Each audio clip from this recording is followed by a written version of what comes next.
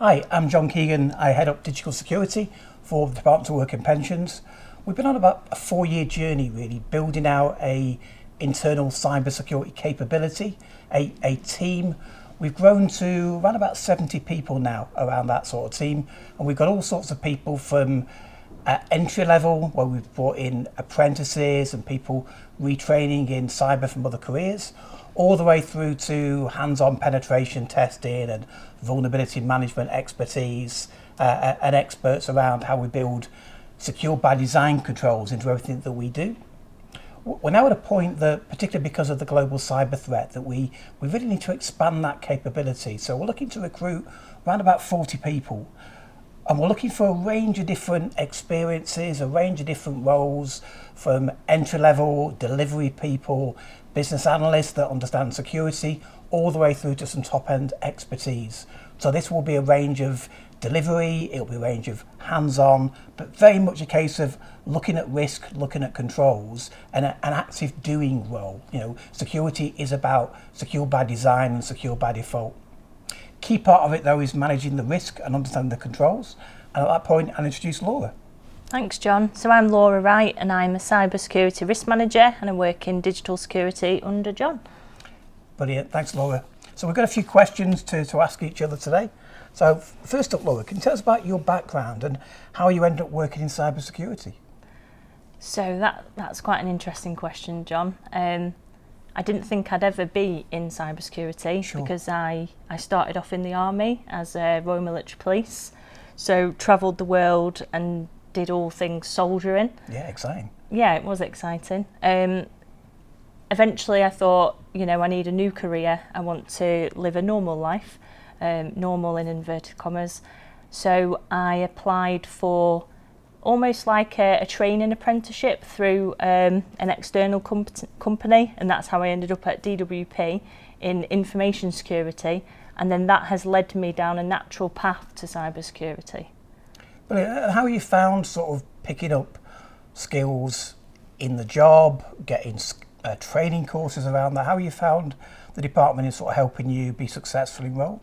So, not to go over the top, but DWP has been fantastic for supplying those training courses that have enabled me to continue with this career in digital security, cyber security.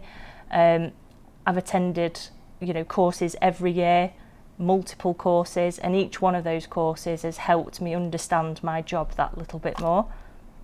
Cool. I guess a question, because we've deliberately built out the digital security function to have multiple teams working in collaboration. So how have you found sort of working on risk and controls alongside engineering teams and platform teams? Has that helped?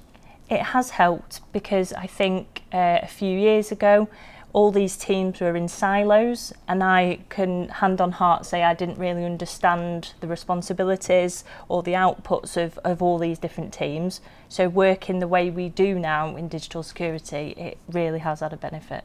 Cool. I guess one more thought on that as well, and probably some of your earlier information security roles that you've done when you joined the department. Has it helped that you're now actively delivering that outcome as opposed to more of a assurance or compliance? Yes. Does that make it more interesting? Absolutely. So I think previously it felt very tick box.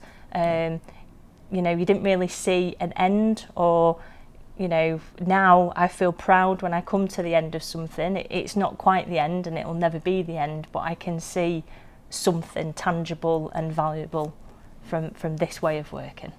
No, cool. No, and I see that from my sort of role, that we do collaborate really well together. The risk team is seen as being part of that secure by design, secure by default thing, rather than a bolt-on. So that's really encouraging. Good. Should I go on to a question for you? Yeah, fight for it. Let's see. Okay. So why is cybersecurity so important to DWP? Oh, yeah, really interesting one. So I guess, the most important thing for DWP, and it's kind of up their entire mission statements, is looking after society, making sure that we're paying on time for the people that are entitled to things. So protecting service is key. And cybersecurity, as much as maybe a national power outage or some sort of terrorist or war event are things that would affect our ability to serve the citizens and our ability to make payments and care for that part of society. So cybersecurity is really, really important that we can keep the service running.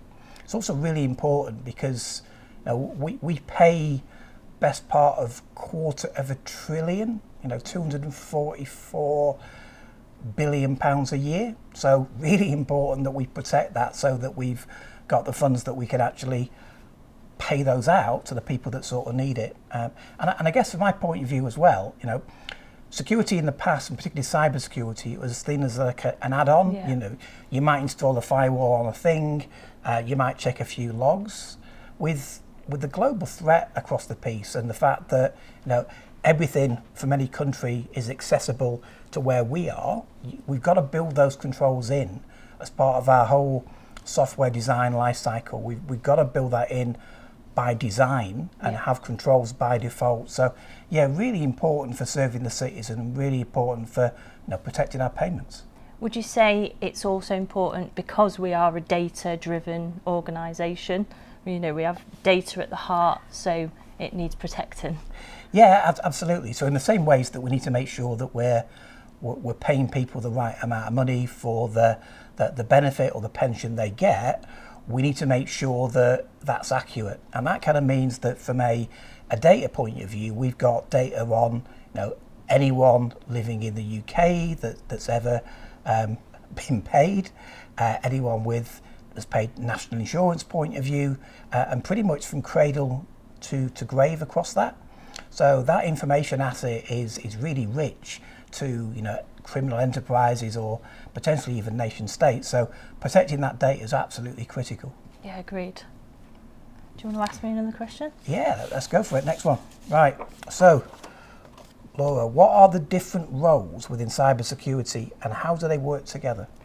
See, this one would have actually been a better question for you, wouldn't it? I could jump in as well after you. So I can talk about my role and maybe hit on a few that I collaborate with. Yeah. So I'm a cybersecurity risk manager, but as we've already discussed, that's not just focusing on risks and risk management, it's much more than that.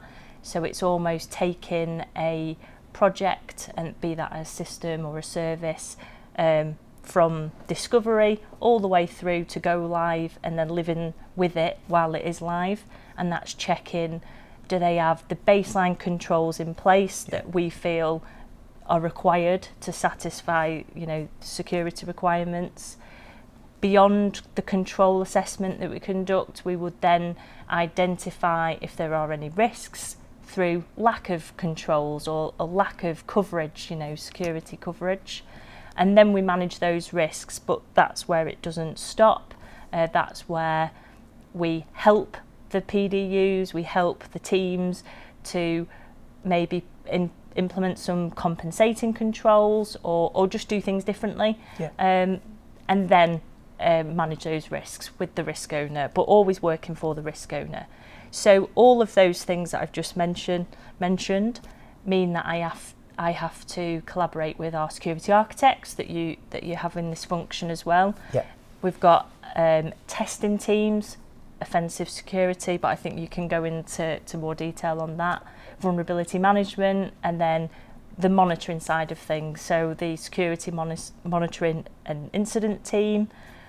There's so many teams, but I think I'll leave it there and give it back to you.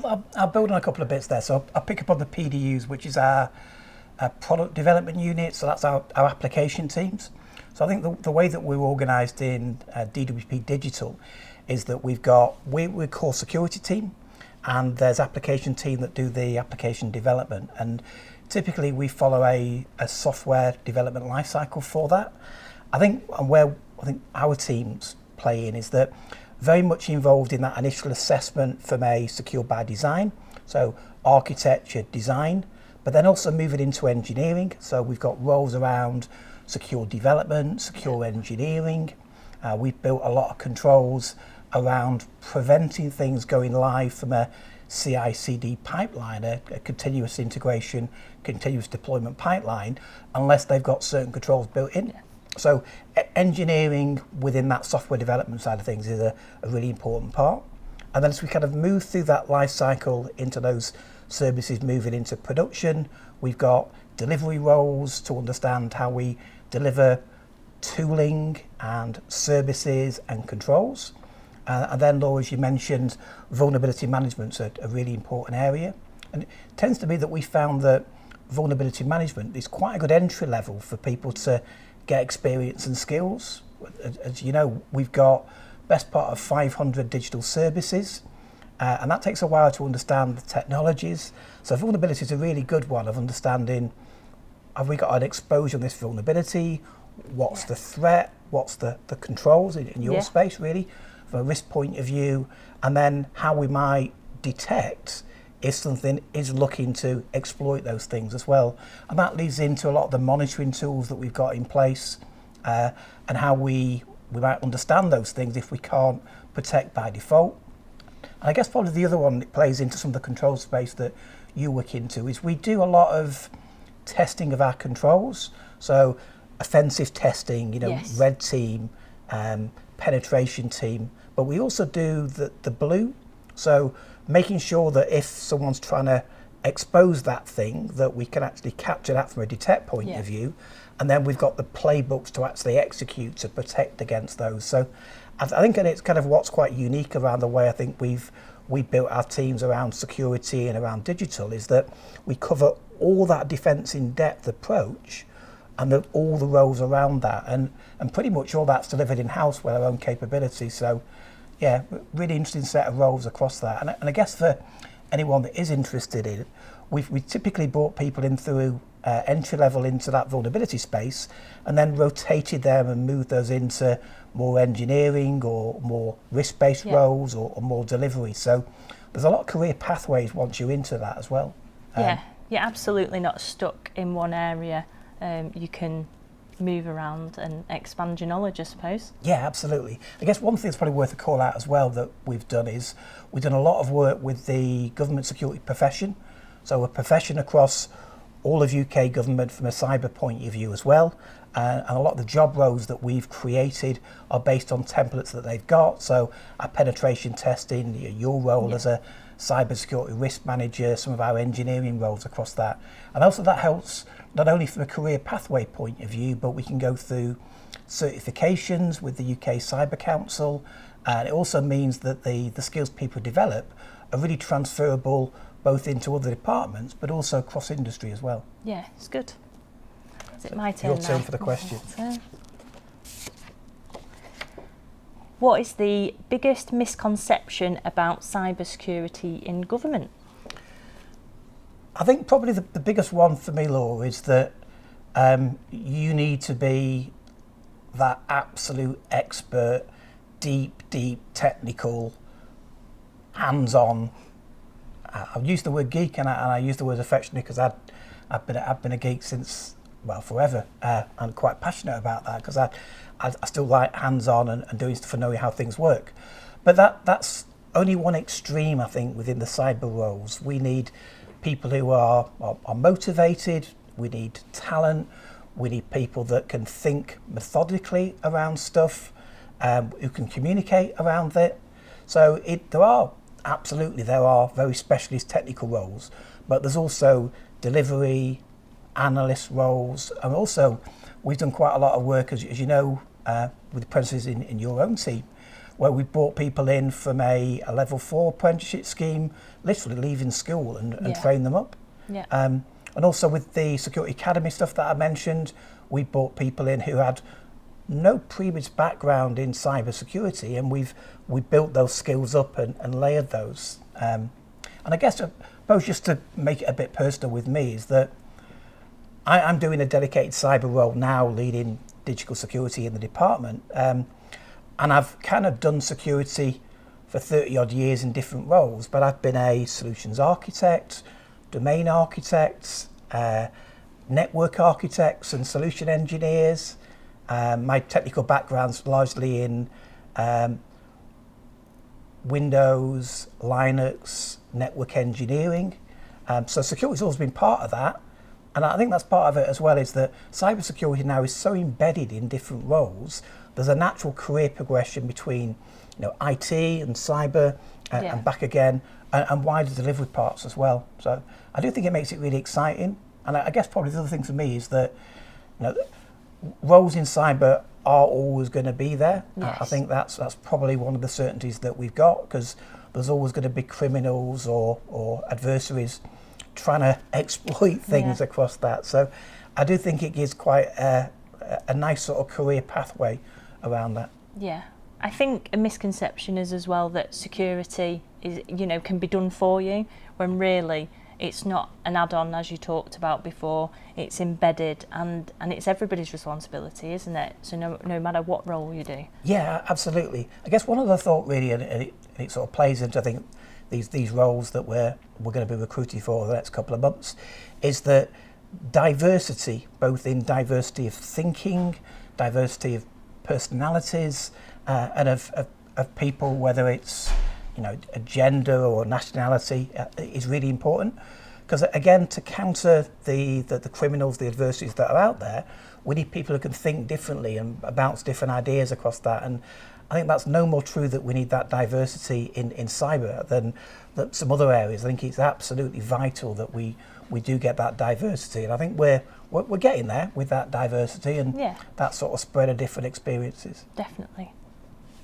So, I think we're getting on to the last of the questions now. So, what sort of person would suit a role in cybersecurity for DWP?